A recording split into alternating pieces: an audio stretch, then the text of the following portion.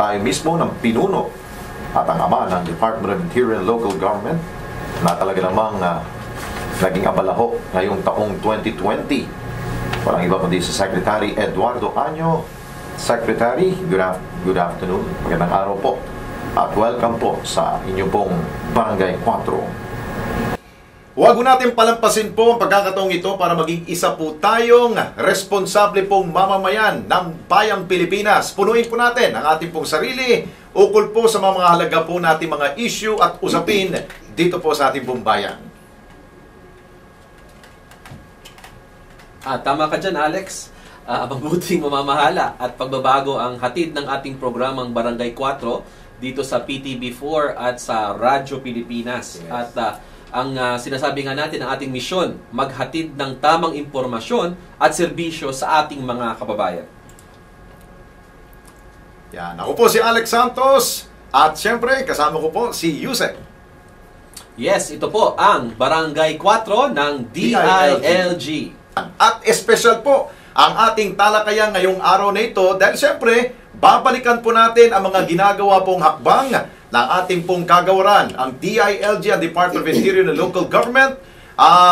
Siyempre, yung pangangailangan po natin po mga kababayan pagdating po sa sektor ng interior at yung local government. Di ba, Yusek? Nako, Alex, siguro ang DILG ang isa sa mga pinaka may mabigat na mandato at naging trabaho dito sa nakaraang taon. No? Sunod-sunod na krisis. Dahil nga ang DILG more on grassroots, no? Kailangan talagang ramdam ng ating mga kababayan yung kilos ng ating pong mga nasa kagawaran ng DILG. Yeah, kaya Alex, medyo malaman yung ating diskusyon ngayon. Very fitting for our last show for 2020. Yes. At mukhang gusto na natin lumipat sa panibagong taon. Kaya samahan niyo po kami mismo ho. Ang pinuno ho ng DILG, ang ama ng Department of Interior and Local Government, makakasama po natin dito sa studio. Walang iba kundi ang ating pong kagalang-galang pong Secretary Eduardo Año. Secretary, magandang araw po at welcome po sa inyo pong DILG Barangay 4. Magandang araw din, Alex. Magandang araw, Yusek Jonathan. At sa ating mga nanonood, magandang araw sa ating. Kumusta po, Secretary? Kayo po ay talagang busy na sa taong 2020. Halos pagising pa lamang ng umaga ng ating mga kababayan, kayo po ay nasa radyo na, nasa telebisyon para magbigay ng impormasyon sa ating po mga kababayan, sir. Totoo yan, Alex. Bilang departamento na nangangasiwa sa peace and order at sa pag-supervise ng ating mga local government at yung mga ahensya na involved sa public safety, talagang malaki ang ginagampanan nating papel at ito ay dapat na magawa para naman masigurado ang kaligtasan ng ating mga mamamayan. And speaking of kaligtasan nga, Secretary, no, siguro simulan natin, Yusek, no? Ang mga nangyari po sa taon 2020, talagang punong-puno tayo ng sakuna. Nako, simulan siguro natin na Secretary, yung pagsabog ng Bulkang Taal. Ano po ang naging role, na important role po dito ng inyong pong kagawaran sa DILG, sir? Well, totoo yan, no? Tunay na sinubok tayo ng kaliwat ka ng mga kalamidad sa gitna pa ng isang nagaganap na pandemya. Yeah. Ang ating sitwasyon ay sapagkat madaming bagay ang kailangang ikonsidera bago umaksyon sa mga problema ito. Dito sa Taal Volcano, simula pa lang ng taon, ay talagang kailangan natin maglikas ng maraming tao at magbigay ng serbisyo. Pero may mga natutunan din tayong lesson sa mga insidente na to. In fact, dito tayo una nakapag-practice ng lockdown.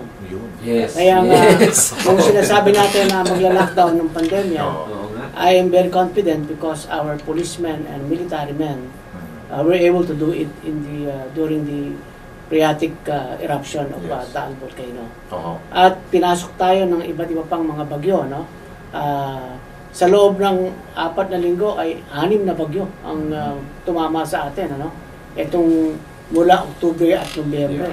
Ang pinaka-famous dito, yung Typhoon Ambo, Typhoon Quinta, Typhoon Rolly, at saka Typhoon Ulysses. At dito, milyon ang inilikas natin dito. Sa Ulysses na lang, no, mga 1,174,782 families. That's about 4 billion individuals, no? At nakita man natin yung pagbaha na nangyari at talagang dito nasubok ang kakayahan ng pamahalaan. At dito rin nakita natin ang pagkakaisa ng mga iba't ibang sangay, iba't ibang sektor, national, local, mga civil society organizations, at mga individual. So, sabihin natin na ang Pilipino ay nagkakaisa rin kapag oras ng pandemya. Secretary, balikan ko lang po nung sabi mo na subukan po yung lockdown, di ba? Dahil nga, hindi po pinapayagan ng FIVOLCS yung pong area, dahil di ba may certain danger zone, yung lugar na yon. Ang ating pong, sino ho nagmando ho ng lockdown? Sino po yung mga nandun? Mga pulis po, no? Sir? Mga pulis at sundalo at LGU. Yun, no? Yung tinatawag natin na 7 kilometers Danger zone, danger zone. Sinara natin yon, ginawa natin parang sort of no man's land. At naipatupad natin na maayos yun. Kaya nakita naman natin dito na maliit yung casualty natin dito. Very few lang. Pero mayroon pa rin mga nagmatigas at ayaw umalis po sa mga tahanan. Paano ho ninyo hinimok sila na to save lives, kailangan tumupad to sa kahilingan ng ating pong pamahalaan? Well, totoo yun, ano? At nag-form tayo ng mga special teams para kunin yung mga tao na to. At una, pakiusap. Kung hindi talaga makuha sa pakiusap, talagang forcefully binubuhat natin para lang ma-ensure yung safety niya. Yusek, baka just ano lang ano lang tayo, kwento lang tayo dito. Sige sir, diretso na po tayo sa COVID-19 response. Yun. Dahil minention ng ating Pangulo na for next year, from January hanggang end of January 31, ay GCQ pa rin ang Metro Manila. So, ibig pong pangsabihin nito sir ay wala tayong inaasahang holiday surge after the holiday season. Binabantayan pa rin natin yung holiday surge kasi kung titingnan natin kailan naging ang mga tao ay nag-celebrate, nag-get together, more or less nasa December 24 and 25 yan. So malalaman pa lang natin yung epekto niyan 1 week after. Dahil kasi yung kanyang symptoms lalabas 5 days after, tapos iti-test siya another 3 days, tapos babalikan mo yung mga close contacts niya, yung pala, mga nakapag-i-spread na rin pala ito. So, malalaman natin yan, yung Christmas surge, mga before New Year, at yung surge naman itong New Year, mga 1 week after ng January 1. So, we will feel it on the first and second week of January yung surge. Ito yung binabantayan natin. At sana naman ay sumunod yung ating mga kababayan sa mga minimum public health standards natin. At Secretary, with regards po dun sa COVID response po natin pong pamahalaan, hindi ba ho nahirapan ang ating po mga local government units to implement yung kagustuhan po ng Interagency Task Force? For them, bago to kagulat-gulat ito nangyari itong pandemya na ito. Paano nyo pinaliwanag ko sa ating po mga local chief executive, sir? Marami tayong mga pagpupulong na ginawa, mga forum. Katulong natin yung ULAP, yung League of Provinces, the League of Cities, League of Municipalities at Liga ng Barangay. Nung una ay amin natin maraming disconnect. Ang tendency kasi ng ating mga governors, mayors ay protektahan ang kanya-kanyang sariling jurisdiction. So, lumalampas na sila doon sa panuntunan na inisyo ng IATF. So, initially ay kailangan natin paliwanagan. At kung hindi naman susunod, nagpapadala tayo ng show cause order. At kung hindi pa rin sa susunod, ay talagang papailat ko naman ang kaso. Pero lahat naman ito ay na-resolve. Hanggang sa nung dumating na yung panahon ng mga bandang nasa June na tayo, smooth flowing na sapagkat naintindihan na rin ang ating mga LGUs at mga local chief executives na importante talaga yung pare-parehas kasi hindi ka naman nabubuhay ng ikaw lang mag-isang LGU tumatawid, may aalis, may darating, so kailangan pare-parehas para ang unhampered flow ng ating services, cargoes, food, at ang importante rito yung walang ibang panuntunan pinatutupad ang bawat LGU. So, at the end, ang ganda na ng mga naging coordination at sila na mismo yung nagtatanong, pwede pa namin gawin ito, pwede bang hindi? At maganda rito, pare-pareha sila. Meron tayong provincial, municipal, city task forces. Dahil naniniwala ako at ang Pangulo na ang laban na to talagang dapat pangunahan ng ating mayors at governors at barangay captains. Sila talaga yan, based sa local government code. Kaya naman yung mga task forces natin ng mga LGUs, no, meron silang contact tracing teams. No? Ito talaga yung naghahanap para sa detection and isolation. Meron din tayong tinatawag na diagnostic testing and diagnostic testing team. No? Ito naman yung katulong yung DOH sa mga pagpapadala ng mga tao para swab sila, matest sila, no? Yung mga close contact. Meron din tayong tinatawag na patient management and monitoring teams. No? Ito naman yung nagmaman ng mga isolation facilities. Ito rin yung mga nag-re-referral ng mga patient kung dadalhin sa hospital or isolation facilities ng national. At kung gumaling na siya, no, after 14 days isolation, nandiyan din yung reintegration and psychosocial counseling. So para naman sigurado na ang kasakit ay makabalik sa normal na pamumuhay. At pang-apat, siyempre, yung logistical support, kailangan din yan. So ito ay napapunction at makita natin na naging handa ang ating LGU. Oo. Nabanggit nyo, sir, yung contact tracing efforts ng mga LGUs. Alam ng ating mga kababayan na may naibigay na pondo under Bayanihan 2 para makapag-hire ng mga contact tracers ang DILG. Na-hire po ba natin lahat yung 50,000 slots na ibinigay sa atin? Yes, actually sumobra pa tayo, no? Mga around 50,600 yung ating na-hire.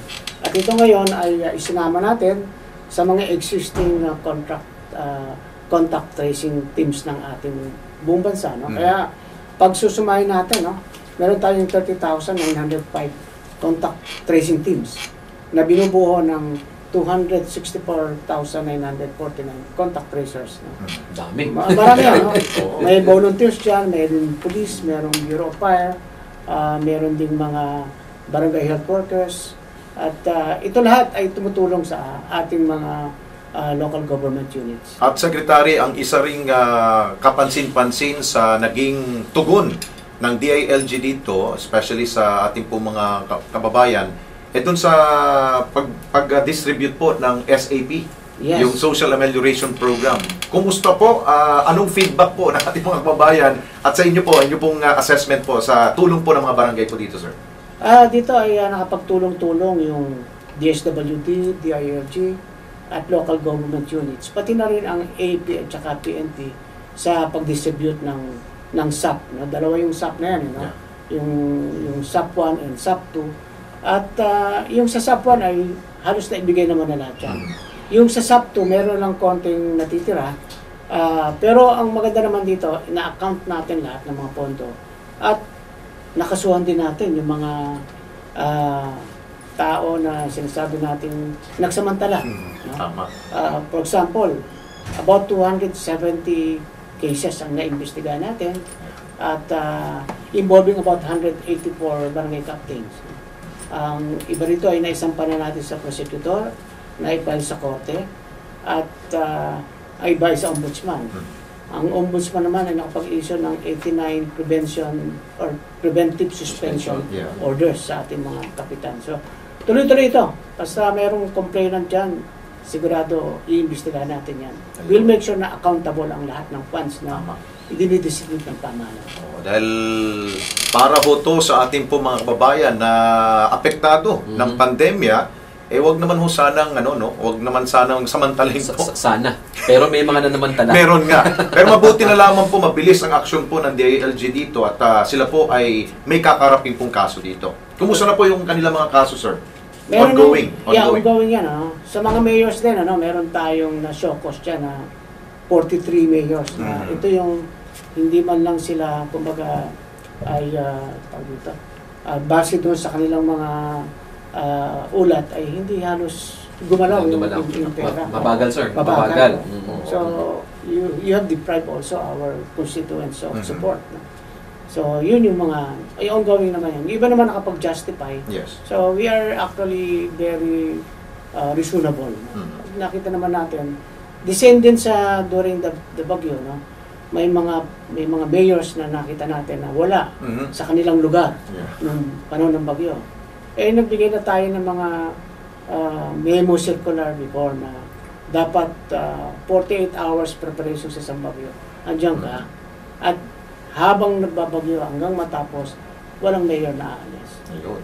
Nako, umiinit pa lamang ho ang aming usapin tungkol po sa COVID response at yung calamity response ng inyo pong DILG. Marami pa tayong pag-uusapan. Sa aming pong pagbabalik, Yusek, yung good governance. Pag-usapan natin yan dahil dito ho, sa tingin ko, pumupuntos ho dito si Secretary Anyo ho dito sa good governance. Kaya po, lahat po ng mga local chief executive, ma-probinsya man yan, ma-mayor man, talagang sumusunod po sa kumpas ng ating pong kalihim ng DILG. Yusek, magbabalik tayo dito pa rin po kayo. Makinig at manood sa inyo pong DILG Barangay 4. Babalik po ang inyo pong DILG Barangay 4. Siyempre kasama pa rin po inyong lingkod Alex Santos at Undersecretary Jonathan Malaya. Siyempre, hindi po mawawala ang aming pong star ho dito, ang aming pong boss. Walang iba kundi si Secretary Eduardo Anyo. Siyempre, pag-usapan po natin ngayon yung pong mga nagdaang taon na kinakaharap po natin at mga pagtugon ng ating pong DILG. Kasama pa rin po natin si Secretary. Okay, Yusek, siguro yung governance tayo, no? Yes. So, unang-una, nagpapasalamat tayo kay Secretary dahil alam natin na very busy siya. Ngunit, nandito pa siya sa studio, no? Hindi ito via Zoom, studio ito. So, sir, siguro simulan natin yung ating discussion ngayon naman sa good governance ng ating DILG. Kasi gaya ng sinabi nyo kanina, ang DILG ay peace and order and of course yung good governance. So, paano po ba natin binabantayan ang mga performance ng mga iba't ibang LGU para masiguro natin na binibigay nila ang kaukulang serbisyo sa ating mga kababayan? Una-una, no, na isabatas na ang ating tinatawag na Seal of Good Local Governance. Yun. Na magiging sukatan sa mga performance ng ating mga local government units. No?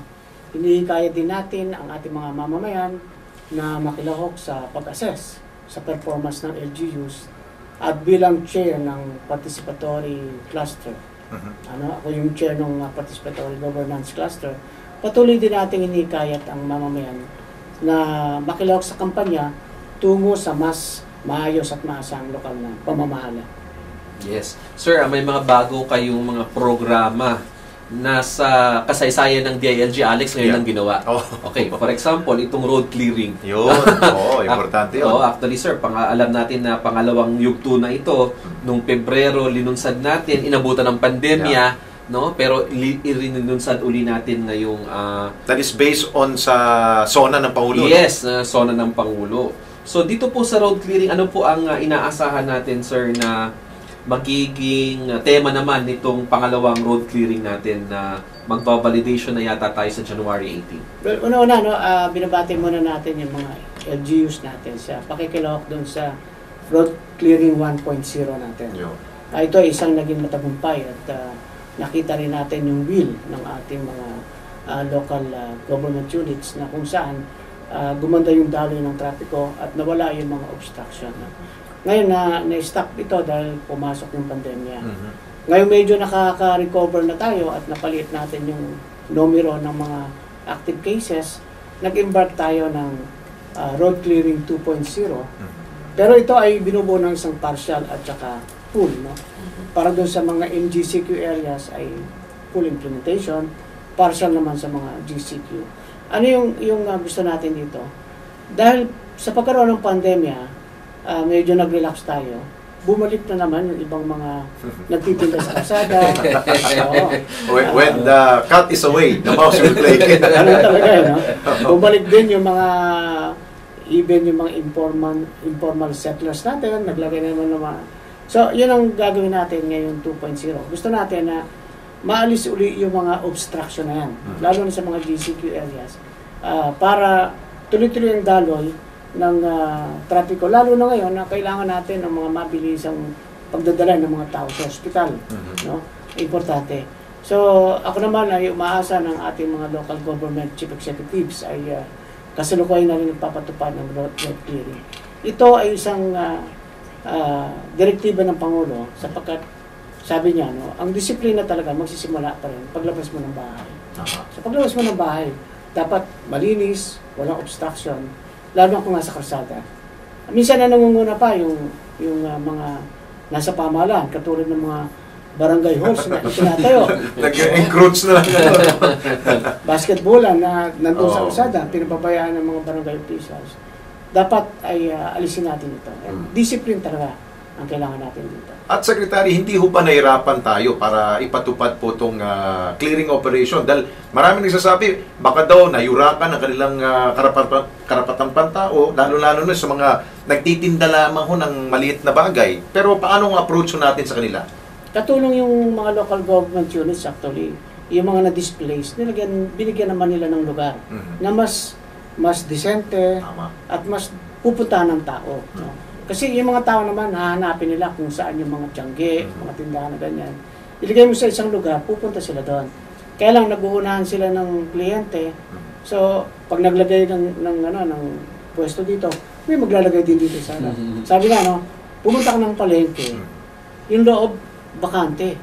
Nandun sila lahat sa labas. Kasi nga, inuunahan nila yung darating ng mga... Tama. Yung mga papasok pa lamang. Yung mga mamimili. So, again, babalik naman tayo sa basic discipline. Ilagay natin sa tamang kaayusan para hindi na kayo nagtatakbo-takbo pagka dumating yung pulis. Hindi rin kayo magkasakit pag umulan. No? Mas maganda yung maayos ang pagkakalagay ng mga komersyo natin. At tayo naman ay binibigyan natin talaga ng protection at saka ng kasiguruhan na umunlad din yung maliliit nating negosyante.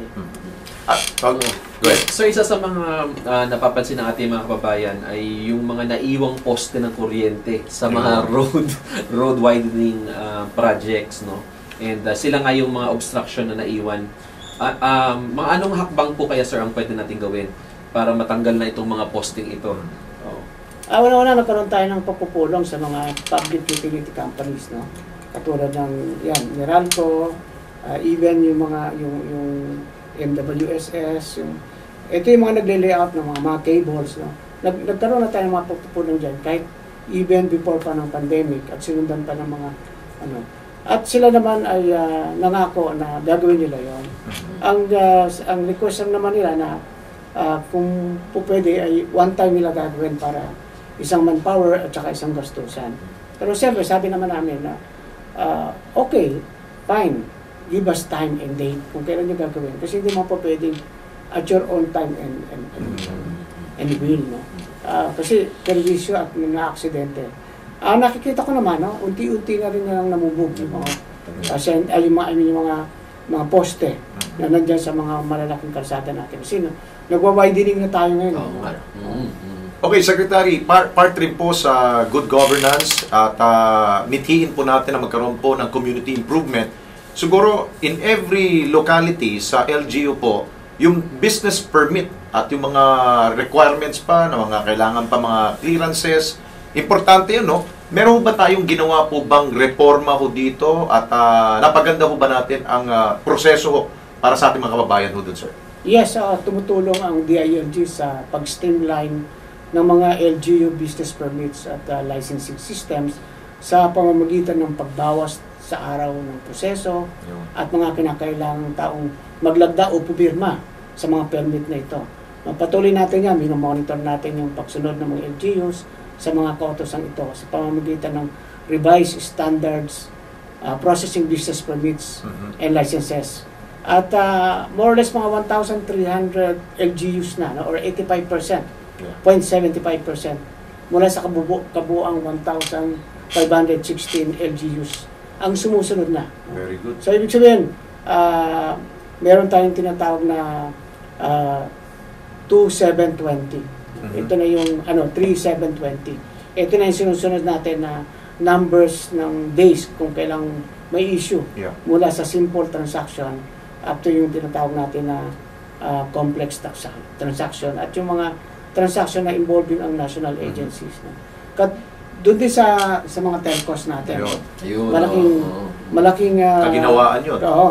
Katulong yung iba-ibang ahensya, no? Katulad ng DICT, DPWH, DOTR, DHSUD, CAAP, DOH at saka FDA. Meron din tayong streamlined guidelines for the issuance of permits, licenses, and certificates of the construction of shared passive telecommunications towers. So, yung tinatawag natin PTTIs, no? Dati, umaabot hanggang 180 to 200 days. Matagal. No? Minsan nakalimutan mo na mag-apply ka na pala. Ngayon, 16 days lang. No? Oo. At mula nung pinag-utos siya ng Pangulo, kailan inutos ng Pangulo yan? Siguro mga around 2 months ago or less than 2 months ago. 2,244 permits kaagad ang na-issue Nailabas. ng LGU. In fact, no, doon sa Bayanihan 2, ay ang ginagawa natin ngayon dito ay meron ng tinatawag na parang automatic granting of permit. Meron lang minimum requirement na kasi gusto natin ma-roll out kagad itong mga poste na to para ma-improve yung ating internet connection. Kasi remember, no, wala muna tayong face-to-face classes. So, importante talaga na ang ating internet connection ay nararamdaman sa buong Pilipinas. So, ang ano ho dyan, bottom line po, Secretary, no, yung ease of doing business sa ating po mga local government units is napaiksi na at may kaginawaan ng ating mga kababayan. Dahil usually ho, pilang-pila mo sila sa City Hall para lang magpa-approve ng mga permits, mga licenses, di ba, Secretary? Totoo yan, ano? At katulong natin ang ARTA dito. Yun, yung ARTA. Ang ARTA naman, ang trabaho niya ay ito ang investigative arm natin para yung mga LGUs or even local, even national agencies na hindi sumusunod dito sa streamline na guidelines protocols natin, pwedeng kasuhan ito. Okay. Nagsusyokos din yan, ARTA. Oo, masipag Masipag din ang ARTA. Yung ating ARTA. Si Commissioner Bellica, DG Bellica. Ayun. Yusek, marami tayong pag-uusapan pa. Yes, sa pagbabalik ng Barangay 4 dito sa Radyo Pilipinas at PTV4. Ito na, peace and order. Ayun, masayang discussion nito. Ganda, no? Ito ang masakit sa ulo ni Secretary. Okay? Okay, nagpapatuloy po ang inyo pong DILG Barangay 4. Kasama ko pa rin po si Undersecretary Jonathan at syempre si Secretary Eduardo Anyo. Siguro pag-usapan natin itong tawag nito, controversial at medyo malagi hong sakit sa ulo ba yun ito, Secretary? Ang peace and order ho natin. Hindi naman talaga sakit ng ulo, mabusisi lang. Mabusisi, kasi, yun. Marami ka talagang binabantayan. Ang ating bansa kasi ay bukod sa lagi na tayong tinatamaan ng mga bagyo, may pandemya tayo, ay marami pa rin tayong mga tinatawag na mga peace spoilers. No? Terrorist, drug syndicate, yung ating CPP, NPA, no? At organized crime. At masabi natin may mga pasaway din Pilipino pag walang nakatingin ay pasaway. Dahil ang ano kasi ng ating Pangulong Duterte is talagang priority ho niya yung illegal drugs, mga criminals against criminals at yung corruption. So yung tatlo. Sa tingin ho ba niyo, Secretary, yung tatlo na po na-accomplish po natin ngayong taon na ito, 2020? Malaki ang accomplishments natin dito sa paglaban, pagsukpo ng mga grupong ito. At we are very proud because our PNP, along with the Armed Forces of the Philippines, perform really their best. No? Especially on fighting terrorism, the CPP, NPA, and of course, the illegal drugs syndicates. Ang crime rate po ba natin, Secretary, bumaba? Not because of pandemic, siguro dahil siguro po sa kagisigan ng ating po mga kapulisan, nagbabantay lagi. Yes, sa ating effort ng kapulisan, katulong na rin ng local government units kasi yung mga mayors naman ang talagang nag-i-enforce ng peace and order and public safety. Sa crime volume natin, no, malaki ang ibinaba. No? Kung i-compare natin 2019 and 2020 ay from a volume of 455 or 455,558 noong 2019, bumaba ito ng 348,933 or sinasabi natin minimum of 23% decrease. No? Yes. At tumaas din naman yung ating crime solution efficiency, 83% ang ating rating, at ang crime clearance efficiency naman ay 94.70%. So, malaking improvement. Siguro nakita natin din ang pagpupunyagi ng ating mga kapulisan at ang maganda rito rin yung partisipasyon ng community. Hindi naman natin magagawa ito kung walang reports, impormasyon galing sa concerned citizens, sa mga lumalabas na mga witnesses, at siyempre yung tiwala na rin ng ating mga kababayan. Ano? Kasi lumabas naman sa survey na ang ating mga kababayan ay mas panatag ang loob nila. Yes. These days, no? Tiwala sila sa ano. Although, may mga mangilang-ngira na katulad nila Nuesca na sumisira sa mood mo, no? Pero agad naman namin binibigyan ng action yan. Yes, nabanggit nyo nga sir yung kay Nuesca, no? Medyo nalungkot ang sambayanan doon dahil sa nangyaring yun. But of course, kinumdena na yun ng ating kapulisan, kinumdena ng DILG. So moving forward sir, ano po kaya yung mga posibleng reforma na pwede nating maimplementa sa disciplining ng ating mga kapulisan? Kasi parang nangyari itong si Nuesca, alam naman ng lahat isolated, ngunit parang madami pala siyang kaso, no? Pero parang nakalusot siya dun sa ating sistema, dun sa mga gap, dun siya nahulog eh. Yes. So paano po kaya sir ang mga pwedeng reforma natin moving forward? Well, una-una muna, no, yung sa training na ating kapulisan ay sisiguradin natin na kumpleto ang training nila at hindi lang sa pagpapalakas kundi pati yung respeto sa human rights. Bibigyan natin ng emphasis, no, at focus, no, although ginagawa na natin yan. Pagkatapos isasama din natin yung mga psychosocial din, importante din kasi alam mo, ako galing ako sa armed forces, kahit gaano katigas ng isang tao sa ipaglaban, pagkatapos ng labanan dapat mayroong counseling din yan para ano siya, kasi malalayan. Dahil sasuluhin lang naman niya yung kanyang experience na medyo what you call that, violent. No? So, tapos pangatlo, siyempre, no, yung pagpili ng mga recruits. Siguraduhin natin na check natin maayos ang background. Tapos sa pangapat, yun nga, no, nag-usap tayo ng leadership, no, General Sinas, General Yasar, na ipoprofile din natin yung mga existing members ng kapulisan natin. No? Especially yung mga humarap sa mga kaso before. Dapat may listahan tayo dyan at ina-assess natin yung performance niya. Siya ba ay apektado ng mga dati niyang kaso? Pangalawa, katulad ng sinabi mo, swerte lang ba siya o magaling talaga siyang manunggalan? Kaya hanggang ngayon nasa servisyo pa rin siya. Pero pag tinignan mo, talaga naman parang scalawag siya. Yes, sir. So, isa-isay natin yan, titignan natin yan. At saka higit sa lahat, no, pinakahuli talaga, sinali na natin sa PME, pakita natin by action na tayo talaga yung pulis ng bansa na pagkakatiwalaan. Mahirap yung mga words lang, you know. We should speak by our actions. No? Pakita natin sa mga tao na mapapagkatiwalaan tayo. And itong si Nuesca at saka iba pa, 0.001% lang yan. Tama. Na-highlight lang kasi ang technology natin ngayon, social media. Pero ano siya unfair kung sasabihin mo na ganyan yung ating buong kapulisan. In fact, no, I can tell you na itong pagpapatupad ng pandemic, yung ating kapulisan ang isa sa pinaka naapektuhan. Itong tayo, ang kapulisan ay isa sa may pinakamaraming Nagka-COVID na mga pulis natin. Lagi sa mga balita. Kasi nasa frontline na eh. Pulis talaga meron daw. May mga namatay rin pala, Secretary. Umabot ng, sa pulis, no? Umabot ng 8,947 yung cases. Pero ngayon, ang active case na lang ay nasa mga 340 na lang. Pero 27 ang namatay dito. Yun na nga. Sa Bureau of Fire Protection, under din ng DILG, 1,390 ang tinamaan dito. At 4 ang namatay.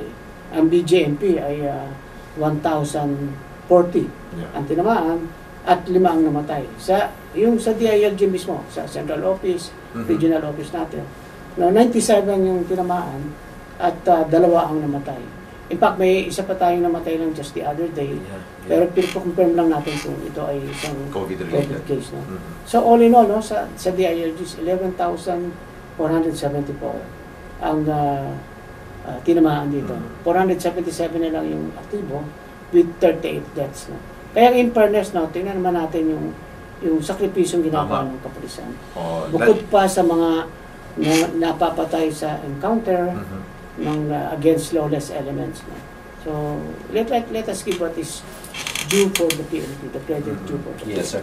Sir, may sinabi si Senator Bato, no, na, well, sinabi niya unang-una na mas maganda daw kung magkakaroon ng summary dismissal proceedings sa mga kapulisan.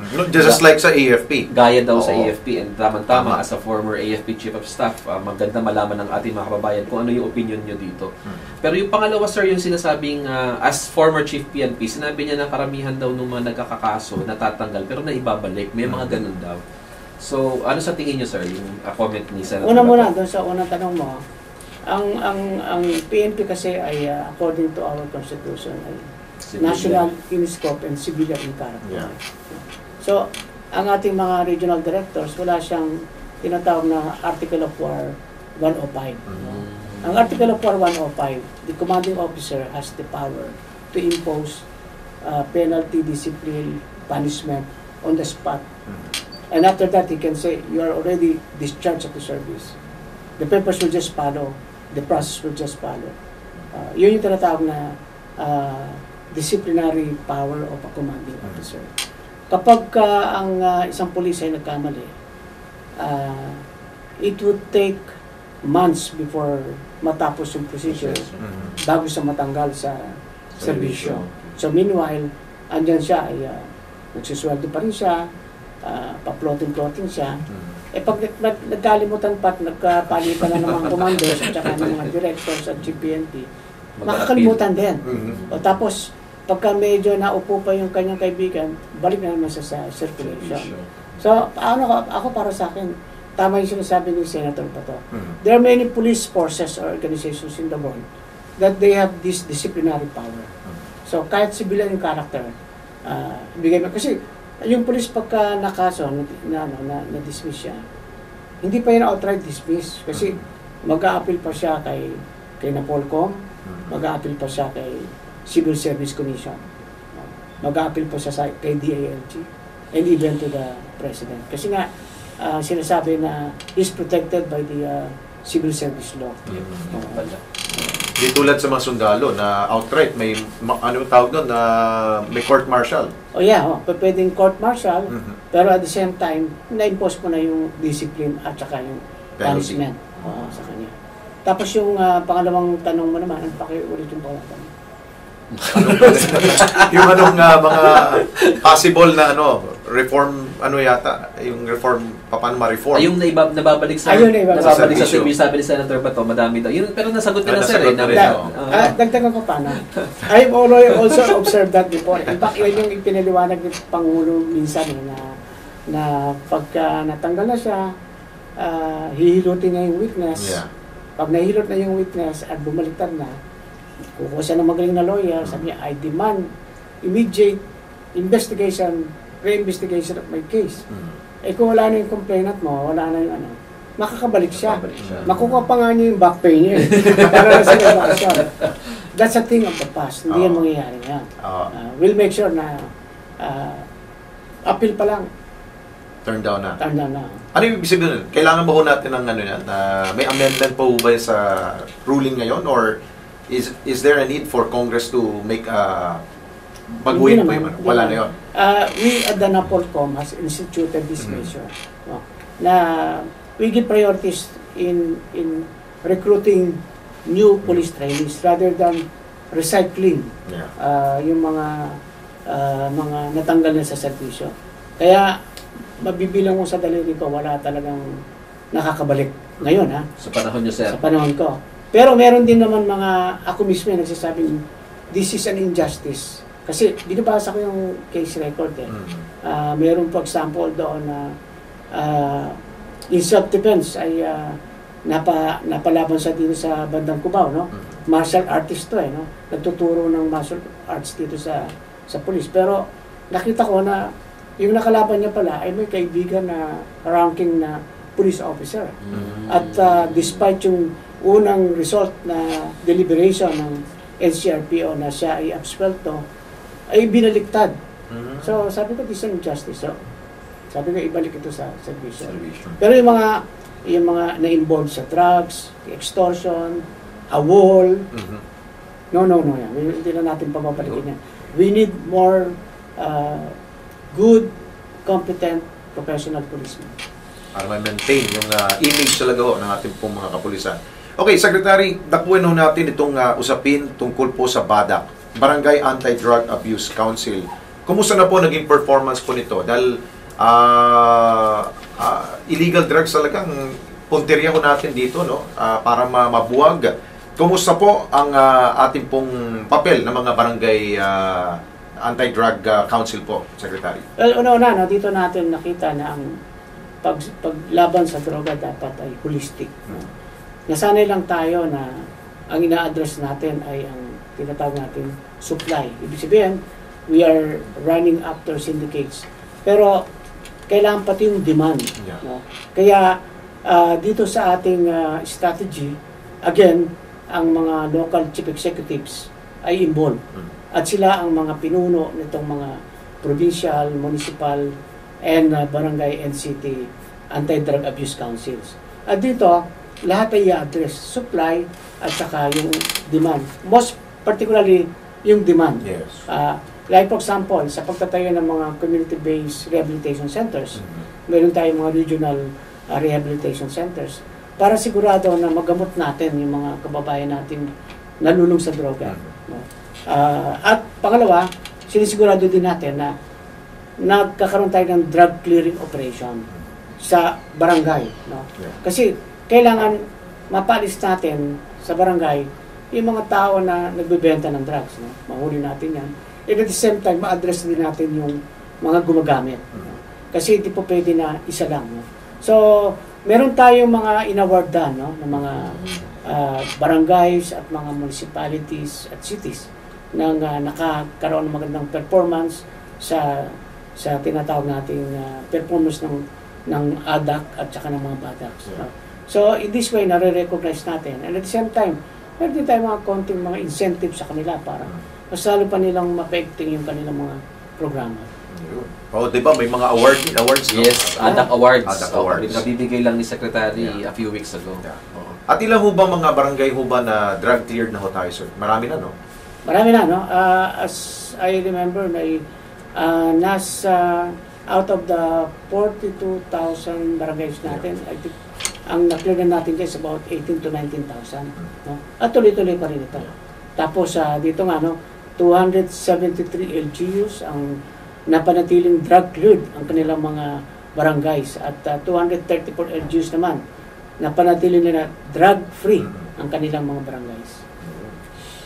Insurgency, Secretary, kumusta po? Ano pong role ng ating po mga LGUs at pong kapulisan to thwart this nanggugulo ho in terms of insurgency ho natin? Una-una, ang departamento natin ang siyang isa sa katuwang ng NTF, LCAC or National Task Force to End the Local Communist Armed Conflict. No? Ang unang-unang role ng DILG ay yung tinatawag nating localization ng EO70 sa mga mayors, governors. No? Again, sabi nga ng Pangulo, mayors, governors ang talagang mangunguna dito. No? Akala kasi natin noon, military problem lang to. Kaya ang ating ginawang strategy, military solution lang. Pero hindi yan matatapos kasi nga nakaugat din ito sa grassroots, sa politics, sa economy, sa social problems. So kailangan ang ating mga mayors at governors, no, may patupad nila yung pag-deliver ng services at saka yung tinatawag natin na good governance. Ngayon, kung meron tayong convergence sa national at saka sa region, kailangan doon sa barangay may convergence din tayo. Ito naman yung retooled community support programs at ito yung pinaka tinututukan ng ating mga DILG field officers. No? Dito mo kasi makikita kung ano talaga yung tunay na barangay. Tunay na problema sa barangay. Yung mga malalayong barangay na, imagine, wala pang kuryente. 2020 na, wala pang kuryente. Walang kalsada.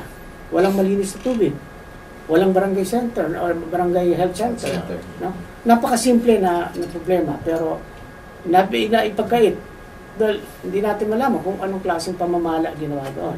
So, yan yung ating tutugunan sapagkat ito yung mga issue na palaging ini-exploit ng mga CPP NPA. Tapos yung law enforcement operations, ito, katulong ng AP, ang ating police, ay sila nagsasagawa naman para labanan ang mga armadong grupo at yung ma-arresta yung mga leader. So, napapansin ninyo, no, umigting yung operations natin. Almost every day, may nahuhuli, may napapatay ng mga NPA, at may mga kampong NPA ang nalulusog natin. No? Mga ranking pa, yung mga nadali natin. No? So, yun yung isa pang aspeto. Tapos yung pagpapaabot ng reform at livelihood programs sa mga dating rebelde, yung mga nag-surrender. No? Meron tayong ECLIP program, no? Enhanced Comprehensive Local Integration Program. Ito ay magandang programa sapagkat hindi lamang sila may bibigyan ng livelihood assistance, pati bahay, trabaho, at iba pang mga benepisyo. No? Ito ay pinangako ng ating Pangulo at ginagawa natin yan. Sabi nga ng ating Pangulo, no? Kung meron biglang magsusurrender na marami, immediately, bibigyan niya ng bahay. Yung mga bahay na naka-allocate sa police at sundalo, ibibigay niya. Sabi niya, makapaghintay naman yung sundalo natin. Tama. Ito na yung tamang pagkakataon para makapagbagong buhay yung ating mga kapatid na naligaw ng landas. No. For the last 52 years, wala man lang kahit isang barangay sila na na-occupy. What is the guarantee na in the next 100 years mananalo kayo? Well, unless makachamba kayo na may dumating na bagong administrasyon at sabihin coalition government tayo. Yun yung chamba. Pero ano yan, suntok sa buwan yan. Yeah. Ang kawawa lang yung mga naiipit na re-recruit because sila yung namamatay. No? Sila yung nahihirapan. Pero yung mga leaders nila na nagpapasarap sa Leaderland, nandito sa Metro Manila, nagpapasarap-sarap lang dito. Hindi sila namamatay. Sila lang mag-recruit, mag-radicalize, tapos bahala na kayo. Tapos nung namatay, sorry nag-decision kayo ng ganyan. Hindi, kailangan may accountability din yan. So, yun yung mga ating tinututukan. At kayong taong 2021, no, na ipa-approve natin yung budget sa 822 barangays. Ito yung tinatawag natin barangay development projects, barangay development programs na ang 822 barangays na ito mula 2016 hanggang 2019, ito yung mga pinamugaran ng mga NPA, na impluensya ng mga NPA, matapos ma-clear ng ating mga kapulisan at kasundaluhan. Ito naman ang pagkakataong ibigay natin yung kailangan nila. Karsada, ilaw, hanging bridge, tulay, livelihood. Ibigay natin to. For 2021, magaganap ito. Ayun. Parang yan po pang-engganyo sa kanila na bumalik na sa folds ng gobyerno. At alam mo, no, napansin din natin, no, kapag na-develop mo yung isang barangay o lugar, ang NPA inawawala ng saysay. Wala nang naniniwala sa kanila. Lalo na pag may karsada na. No? Takot ang NPA sa karsada. Sabi nga, insurgency ends where the road begins. Oy, maganda yun, ha? Dahil sanay sila sa pag-akyat sa mga masukal na lugar. Madali kasi mag-exploit pagka walang karsada. Kita nyo, yaman-yaman na ng mga opisyal natin, pero karsada nyo, kahit isa. Yes, sir. Maniniwala naman ng ating mga kababayan. Sir, nagalit na naman yung Makabayan Block. Lagi naman galit dyan eh. Pero nagalit na naman dahil yung Anti-Terrorism Council, of which you're a member, ay nagpasa na ng madaming resolusyon. Una, yung declaring the CPP-NPA as a terrorist organization. No? And then yung pangalawa, yung freezing the assets of the CPP-NPA. Ang sabi nila, ang susunod daw dito ay susukilin na rin yung demokrasya sa ating bansa. Ano po ang reaction niyo dito? Wala, hindi totoo yan. No? We are evidence-based. No? Yung ginagawang mga declaration, that is part of the process. No? In support of our motion to declare or to prescribe the CPP. Now, remember sa UN, ang CPP ay declared ng terrorist organization. Ang Pangulo ay nagbigay na ng Presidential Proclamation, no? Noong 2017 na ang NPA ang CPP ay terrorist organization. Ngayon mayroon na tayong Anti-Terrorism Act. Nakalagay din doon yung proseso. At isa sa resolution na ginawa ng ating ATC, yung pagdeklara sa CPP as a terror organization para magkaroon tayo ng basihan at mabusisi natin yung mga transaction ng CPP, yung financial transaction, at pwede natin ma-increase na. Sabi ko nga, doon sa isang ginawang operasyon dito sa Quezon, kung saan ay maraming nahuli na mga membro ng tax implementing group, no? At ang iba rito ay napatay sa encounter. Napakaraming ATM ang Wow. na-recover dito. Bakit meron noon gano'n? Ano ang natuklasan nun ninyo, Well, Secretary? ito ang natuklasan natin, ano? Itong mga NPA na to, no? Mga CPP NPA na to, ay nangungutong sa mga negosyante at sa mga kontraktor ng DPWH. At humihingi sila ng percentage, no? 2 to 3% sa isang total project, no? Gross amount ng project. Hingi nila 2 to 3%. So, saan papasa yung percentage na yan? Sa materyales. So, lugi na naman yung gobyerno natin. At the same time, gagamitin nilang pang terrorist itong pera na to. No? Now, kaya pala naman mahirap din makuha sila. Ang ginagawa nila, itong si contractor, ay sabi nila, mag-open ka ng account. Magbulog Inutusan ka pa. na ganitong pera. Tapos si ATM, ibibigay Inutusan. doon kay CPP, Wow. NPA. Hawak na lang nila, tapos minamonitor na lang nila kung naihulog na. Yun ang kanilang modus operandi, no? Kaya nga pag sinabi mo yung minsan, ayaw naman makisama ng ibang mga contractor. Pag tinanong mo, ano maitutulong namin para naman hindi na kayo makutongan. Hindi kami nagbibigay, wala yan. Pero sa totoo lang, nandun na yung ATM account. So malinis siya, no?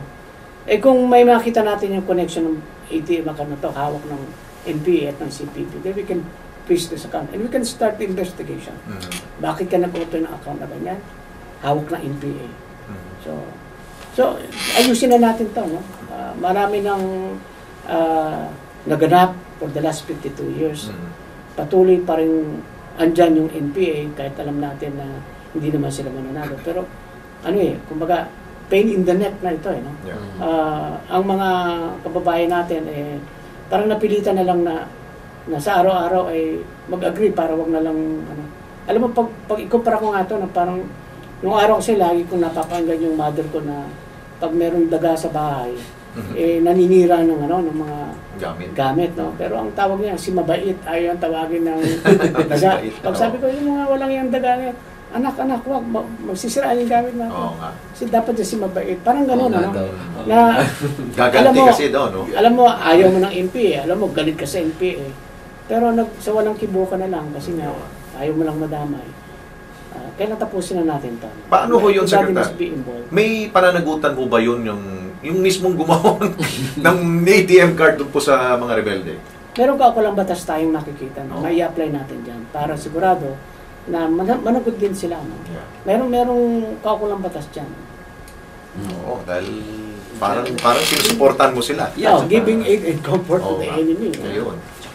Sir, siguro matutuntunan natin sila dahil syempre may pangalan yung ATM Yeah. na yun. Malalaman kung sinong nag-open ng account. Sino nag-open, ano yung Yeah. mga withdrawals, no? At pwede i-check yung CCTV nung mga Mga bangko. matutunto natin ngayon kung sino-sino yung mga yan.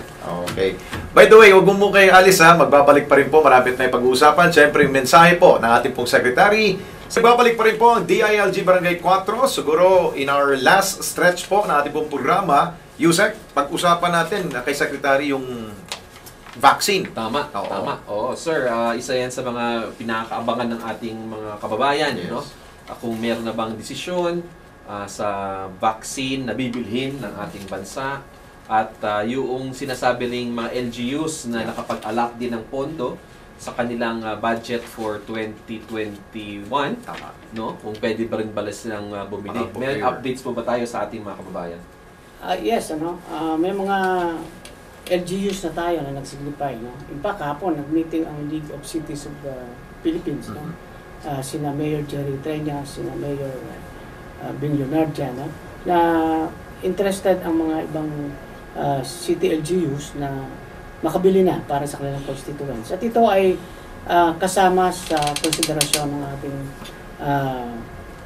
pamahalaan sa pamumuno ni Vaccine Czar Secretary Charlie Galvez Jr. No? Ang kailangan lang kasi talaga, no? Government lang talaga kasi ang nakipag-usap sa mga companies, no? Sa mga suppliers. They will not actually entertain other entities except the government. So tayo naman, ang ginawa natin, no? Bukod sa rollout na gagawin natin, isasama rin natin yung LGUs, even private sectors, no? Pero ito ay magiging tripartite agreement na tinatawag, no? Ang government, ang LGU, at ang supplier. No? Para naman accounted din natin yung papasok ng mga vaccine dito at hindi gagawing entrepreneurship o pagkakakitaan. Kasi mahirap dyan pag dumating, nakabili yung isang private sector, pagkatapos ibibenta niya ng mahal o i-hoard niya. No? Dapat control lahat ng government. So we will make sure and we assure our LGUs na you'll have your share also. Kasama yan sa plano ni Secretary Charlie Galvez. Ang siguro ang magiging pag-rollout ninyo, yung mga hindi covered ng priority list na ibinigay ng ating Pangulo. Para naman sabay-sabay din makikinabang yung ating mga kababayan. And siguro, panghuling question ko po, siguro, Secretary, nahuhuli po ba tayo sa pagkuha ng bakuna? Ano bang naayon ba tayo sa batas? Medyo may problema ba sa ating pong kasalukuyang batas sa pagbili ho ng mga bakuna? Dahil kung ibang mga bansa nakakapag-reserve na kagad sila kahit na wala pa yung produkto, ano bang meron sa atin, sir? Meron kasi tayong certain restrictions, no? Yung ating batas na RA 9184, yung procurement law. Marami kasing mga provisions doon para ma-ensure na accounted ang mga resources. Like for example, na hindi ka pwedeng magbayad ng item kung wala pa yung produkto sa iyo, no? Although we are allowed 15% advance, no? Pero maliit 'yon kung kukumpara mo sa mga ibang bansa na handa magbayad ng buong amount kahit wala pa yung produkto. Kaya prioritize sila. Kaya nakapag ang Indonesia, ang US, hindi pa nga natatapos yung mga clinical trials, nagbayad na sila. Oo. Pero tayo naman, dahil marami tayong kaibigang bansa din, no? Katulad ng UK, katulad ng China, at India, ay nakapag-promise sa atin na despite of these restrictions, we are assured of the vaccines na darating sa atin. And based on sa presentation ni Secretary Charlie Galvez kahapon, no, when we had the meeting with the President, mayroon na tayong darating ng first quarter, mayroon din ng second quarter, at under negotiation naman yung for the third and fourth quarter. So, makaka-roll out tayo. So, antayin lang natin. First quarter and second quarter, mayroon ng makikinabang ng mga vaccine sa ating mga mamamayan. Good to hear. Good news. Okay. Good news yan. Sige. Wala na tayong oras po. Secretary, siguro ang inyo pong mensahe na lang po, ang New Year's message niyo po para sa ating po mga kababayan. Go ahead, Secretary. Una-una, binabati ko muna ang Department of Interior Local Government officials and employees. Kasama na rin yung mga bubuong ahensya natin, no? Yung Philippine National Police, Bureau of Fire Protection, ang BJNP, ang Philippine Public Safety College, ang National Youth Commission, ang National Commission for Muslim Filipinos, at ang Philippine Commission for Women, pati na rin ang NAPOLCOM. Sa buong taong pagsiservisyo, alam ko na napakahirap para sa atin pagganap ng tungkulin na ito sa gitna ng pandemya at mga maraming kalamidad, pero andyan pa rin tayo handa magserbisyo. And I think halos din mga problema, issues na kailangang magsolusyon ay ibinibigay sa atin ng Pangulo, at nagampanan naman natin ito sa taong 2020 na talagang sabi natin isang taon na sana ay hindi dumating sapagkat parang simula pa lang yung katapusan, talagang maraming problema, pero ganun pa man nagampanan natin. So maraming salamat sa inyo at congratulations sa inyong lahat, at hangad ko ng 2021 mas maraming biyayang darating at lalo pa natin magampanan yung tungkulin natin. Sa ating mga mamamayan naman, kaya nating itawid itong pandemic na ito. Kailangan lang talaga natin ang pagtutulungan, pagkakaisa, at pagsunod sa minimum public health standard. Tayo ang unang lalaban sa COVID na ito sa pamamagitan ng pag-iingat. No? Sabi nga, be the solution, bida ang may disiplina. Kaya natin to basta sama-sama tayong lahat. And I wish na sa pag-celebrate natin ng bagong taon ay ligtas tayo at huwag na tayong gumamit ng anumang mga paputok na mamaaring ikasanhi ng sakuna at at pwede pa rin magsimula ng tinatawag nating mass gathering. No? Diyan na lang tayo with immediate family and just watch the TV. No? At saka YouTube, andyan naman yung iba't ibang mga celebration, mas safe pa. So, a very prosperous Happy New Year to all of you. And mabuhay po ang Pilipinas. Yan. Thank you so much po, Secretary, for inspiring message po para sa ating mga kababayan at sa mga attached agencies ng DILG.